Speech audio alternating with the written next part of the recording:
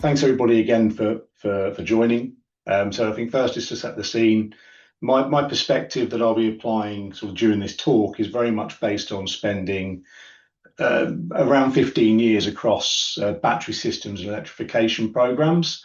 I would say I've been close enough to the technology to understand what matters technically, and very close to the commercial side to see how those deployment decisions really get made. And in practical terms, that's been working in the automotive industry, also heavily in motorsport, and then more latterly, looking at some quite significant and transformational programs in heavy industry and other sort of newer electrification projects in areas such as marine. So worked with customers such as McLaren and Aston Martin, been involved in 2 generations of Formula E battery deployment during my time at Williams, and also in the heavy industry space of Anglo American and Fortescue in their quite interesting efforts there. So I think really the takeaway there is spending time with those different OEMs and operators and program teams. They all look at what is essentially the same battery pack very differently.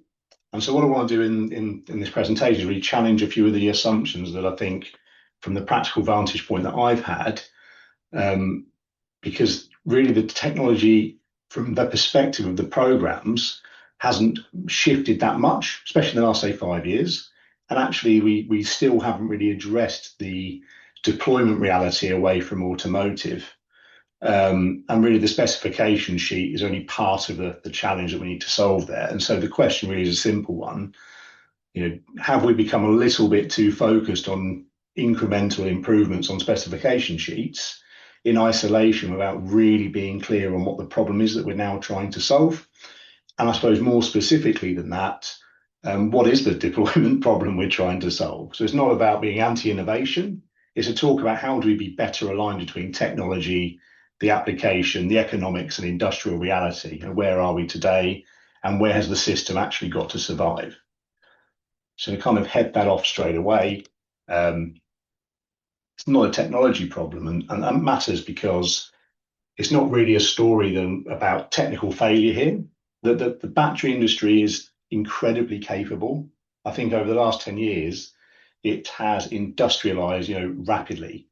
And in many respects, I think very successfully at scale. So, we know how to manufacture at scale, we can drive costs down, and we know how to deliver broadly reliable cells. So the technology works, but the question shifts to, not can we build better batteries, but it's more like, where does this better performance that we're now innovating for really create value? And where are we already good enough? I think as it sort of touched on the keynote piece, the discussion, the sort of good enough is actually okay in a lot of cases. So where's the real constraint to unlocking this incremental volume for the market in general? So if you sort of step back for a moment, as I said, what we've achieved over the last decade is pretty extraordinary as an industry. So the governments have pushed electrification, massive capital poured into gigafactories, and automotive really became that dominant commercial engine, and that's delivered something pretty remarkable in a relatively short period of time, not just from a sales perspective, but just the plants, the supply chain, the equipment and logistics, and I think critically, as you can kind of see from the scale of events such as this one, the actual talent to deliver all of these things. So the speed of that gigafactory build out and supply chain industrialization has been extraordinary. But the key point is that the whole ecosystem is being shaped around automotive scale economics. So totally rational, but we then have to look at the execution reality as we look to drive this scale into other markets. So you're into high volume manufacturing, relatively standardized formats. There's not clear kind of, legislation for these necessarily, but there is a level of standardization there. It's not where everyone wants it to be, but it's there. And, maximizing that factory utilization. So that's that basis of sort of continuous flow of product out the door. And factory economics naturally reward those things of utilization, standardization, repeatability. But I think when you look towards these other segments that we want to explore in the sort of second half of this presentation, you move into a specialist manufacturing reality. And so what's very obvious in specialist manufacturing environments is how different the economics are compared to automotive. So in automotive, you can highly optimize tooling, you can have very dedicated production equipment and quite a rigid manufacturing flow. You look at the lower volume sectors, the flexibility often matters a lot more. And you may be building multiple variants in very program driven systems. So you're unlikely to run the same system at a utilization rate that's attractive for 5 years. It's a very different requirement.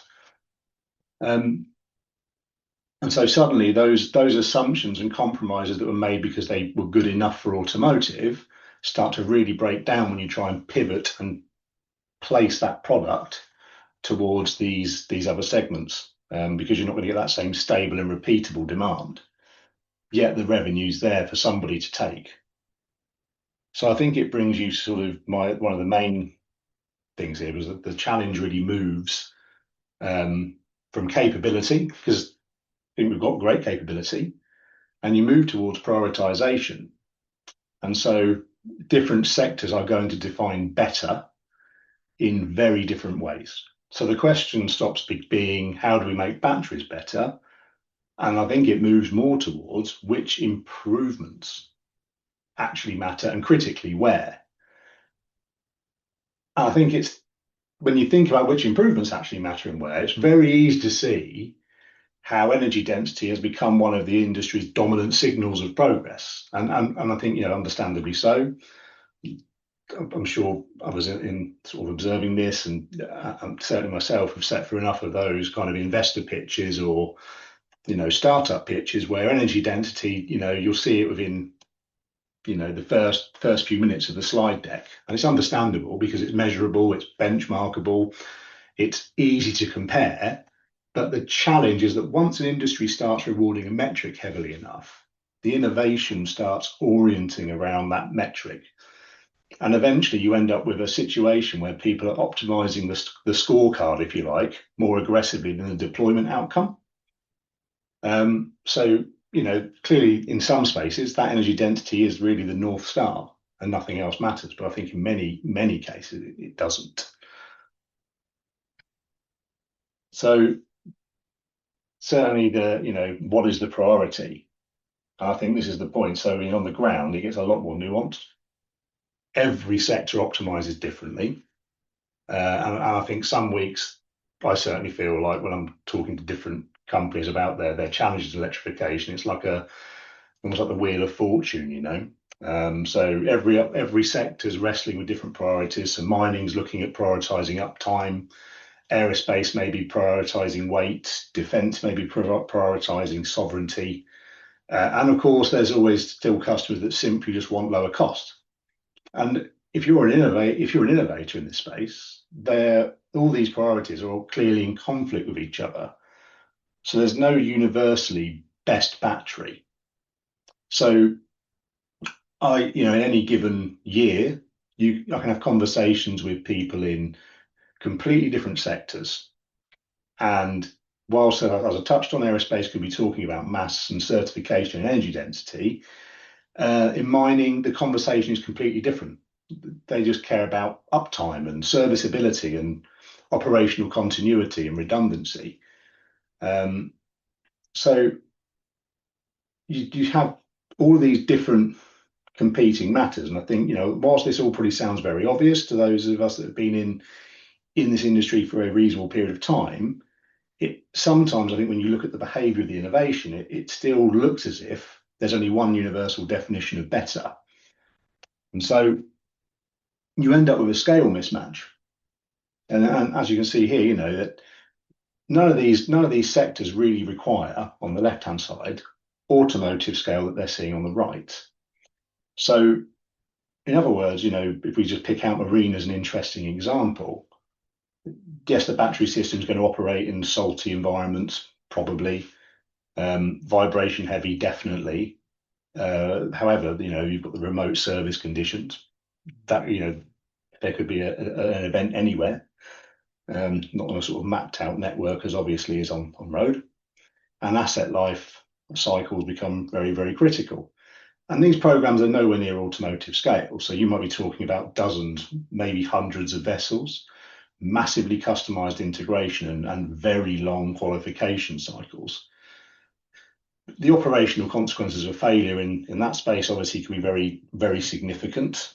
And again, the optimization logic changes completely in that area. So how do we serve the markets that sit outside the assumptions that the industry is being built on? We're trying to solve a set of problems with a set of compromises that have been made for one market already. And I say this is really where I worry the most, is that innovation now, I feel, is happening increasingly far away from the real operational environments which these next frontiers of markets are going to emerge from. Far away from the operators, the integrators, the maintenance teams, the sort of program and commercial constraints and realities. And I think AI will and is accelerating that trend. So absolutely, AI is fabulous. It can generate concepts, optimize architectures, and write proposals, model systems, whatever you need it to do. It's an incredibly powerful tool, no question. But I think what it doesn't do is experience operational pain or commercial deployment constraints directly. And it's not sat across the table from a potential customer hearing it won't certify, it's going to break our maintenance model, we can't deploy this economically. And so essentially we're able to iterate much further down the line, almost quicker than ever with these tools, and then the actual learning we've had in the market to deploy the technology. And we're innovating further and further from that deployment reality. So I increasingly notice that most of these environments become very abstracted from the deployment reality. So you can optimize all of this stuff, but actually you move away from the problem. What are we actually solving? So we can synthesize all this stuff really quickly. But I think people are standing less on a mine site and explaining to operators, less why something's unavailable. And it's not going to deal with a delayed certification program. And so I think that's where I spend a lot of my life at the moment, is really looking at those key conversations. And they need to happen earlier and earlier in the process, because we can get further and further down the track quicker and quicker with all of this innovation. So I think something to be really mindful of. And I think with that as well is assuming that the cell is the problem. So, a lot of our innovation stays inside the existing industrial logic that we have. So, those new chemistries or chemistry tweaks or new formats, new approaches. And then we continue doing what we know how to do, which is we look at the cell level metrics, and because they're easier to measure and benchmark and compare and see how we're getting on. And they fit nicely into charts and investor decks, and we know they can raise money. And fundamentally, system level outcomes are harder to measure and compare. So the uptime and maintainability and so on, thermal stability, and critically these other markets, whole life costs, are more challenging to kind of put on a neat table and show progress. So we have to look at those wider assumptions and ask the question, where does the constraint actually sit? It's kind of that specification trap. But really, the constraint has always been the system, the battery system, and then there's a system beyond that. So the limiting factor is rarely the energy density of the cell. Not always, but very often that's rarely the limiting factor. It's the world around it. So it's how do we integrate it, certify it, prove it's reliable as a system, and the economics of this. And I've certainly would say I've seen many more programs where the bottleneck has been, packaging rather than electrochemistry, or thermal behavior under the real duty cycles, driven the design more than what the cell was theoretically capable of. And of course, things like serviceability. So and certification and program timing are much more constraining than what the cell can do itself. So, we have to come back to, is this going to physically fit as a whole solution? Can it pass a regulation? Can this survive in the operational environment? And actually, does the business case work? And a better cell specification alone doesn't automatically solve these problems. But I think actually like Formula E is a really good example of that system level optimization from working on that. The story there has never been make the battery bigger and cheaper.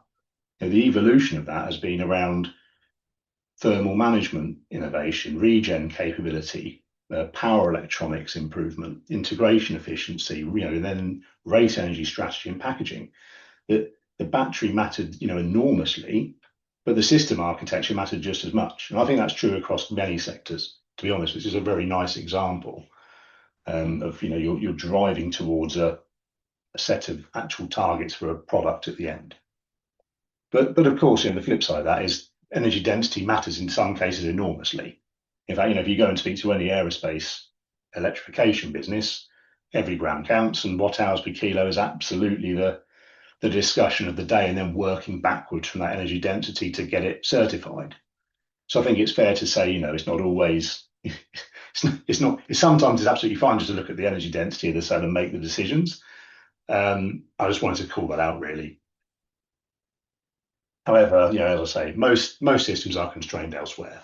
So we're looking at the thermal limits, those operational demands, and system economics.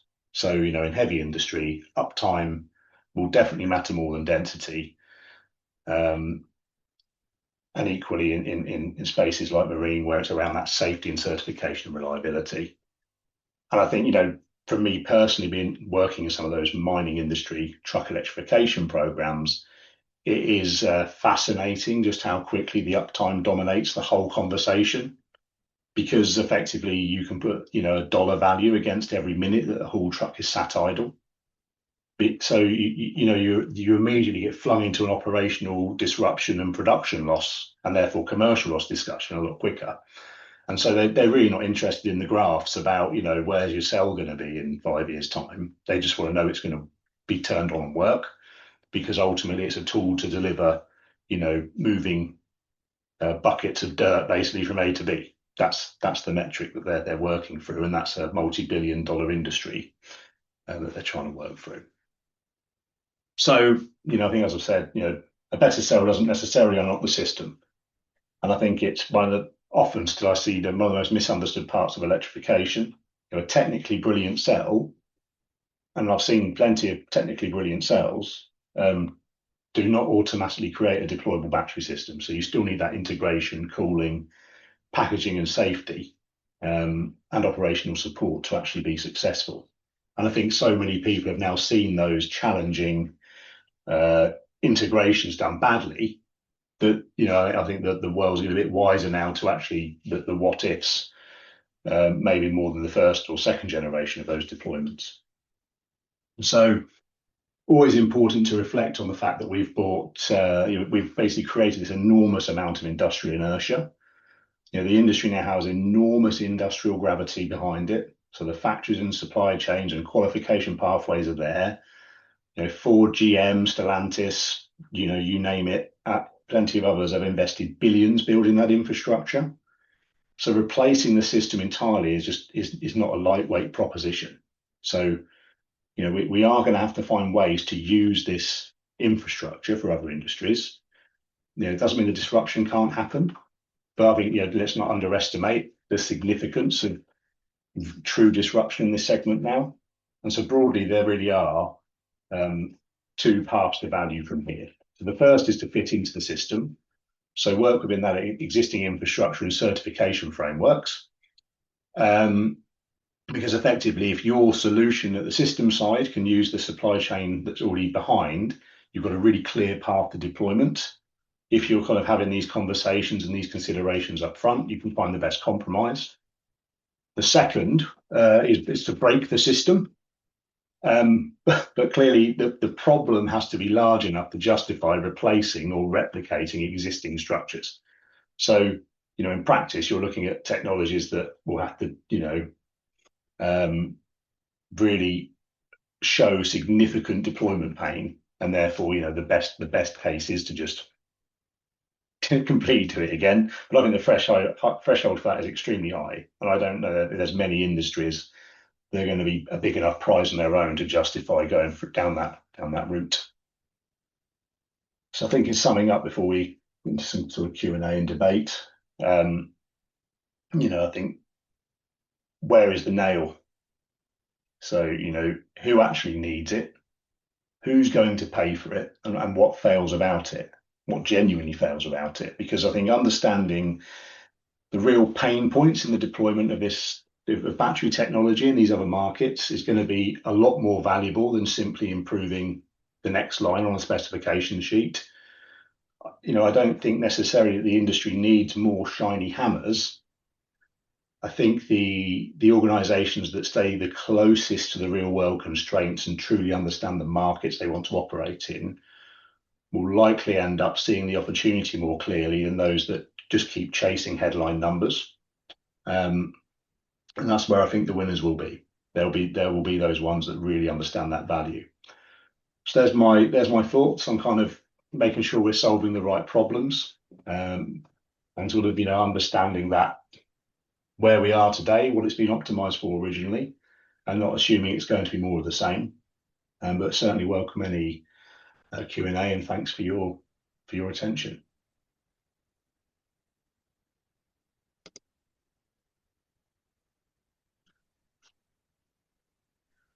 Mark, sorry, James. Very nice presentation. This is Karmi from New One. We're based in New Jersey, and we are making solid-state batteries. As you pointed out, there is no one fits everything for applications.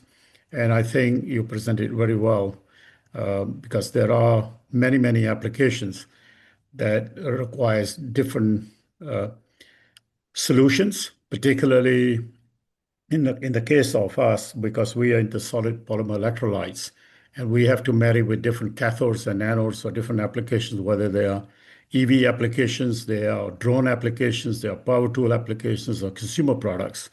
Everyone requires different, because at the end of the day, is what the customer needs. So you may need a graphite anode with a NMC cathode, or somebody else with a different. As a battery cell supplier, we got to address all that needs, especially as you pointed out. It's not just the cell, but it's the safety, the life, the certification that go with it as well. And then lastly, the price.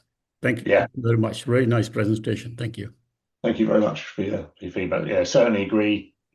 If everyone finds the next silver bullet and manages to convince the industry to go at it with the same amount of investment, I think could be on for a good result. But yeah, certainly a long way to go. Thank you. Sure. Simon, see your hand up. Hey, James. Thanks again for the presentation. Super interesting, just outlining some of those key questions. I'm curious on some of these other end markets. They're obviously much smaller, much more fragmented. You mentioned very bespoke customer needs.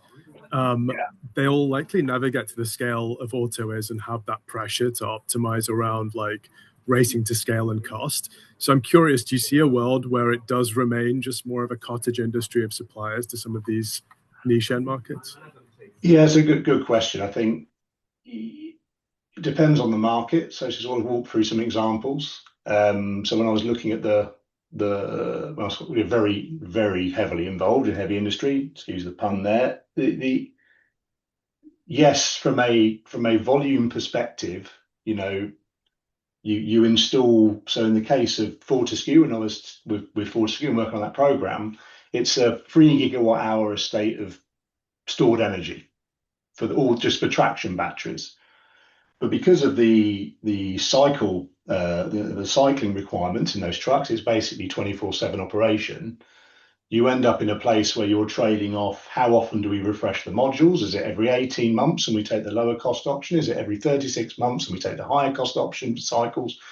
So actually, it's just a very different method of delivery, right? So you've actually got a 3 GWh estate there to manage, but the method of delivery looks very different. So that's interesting business for anyone that produces cells, right? But it's the way the estate's going to use the cells is very different. Whereas, yeah, of course, look, motorsport, I think I worked it out once. I think it's like 200 megawatt hours of cells a year in everything. So, that's it.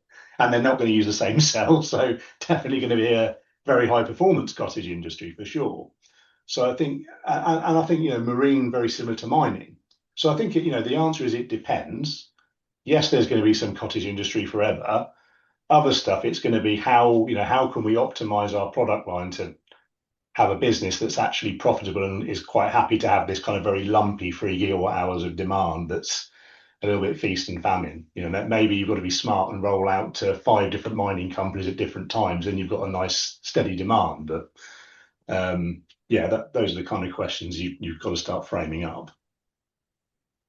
Cool, thank you. Maybe a quick follow-up. Are there any industries that you see, or sub-markets, I guess, that are more similar to auto and there are clear things that they value versus like others are, just structurally subscale?